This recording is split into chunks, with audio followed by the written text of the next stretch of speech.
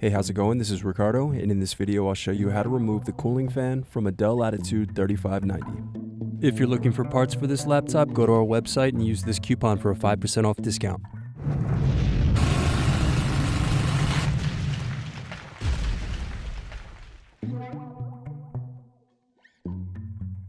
First, unscrew, then use fingers to pry apart bottom base.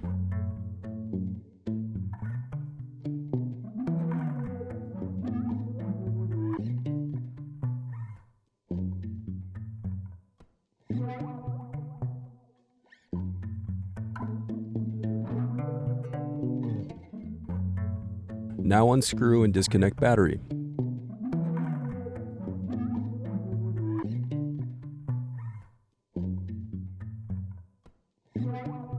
Then unscrew and disconnect cooling fan.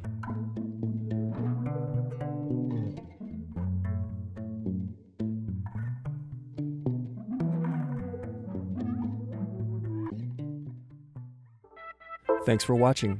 Don't forget to like and subscribe if you enjoyed this video. And if you need more, check out this playlist to watch other tutorials for your laptop. You can also click here to find parts for your laptop at partspeople.com.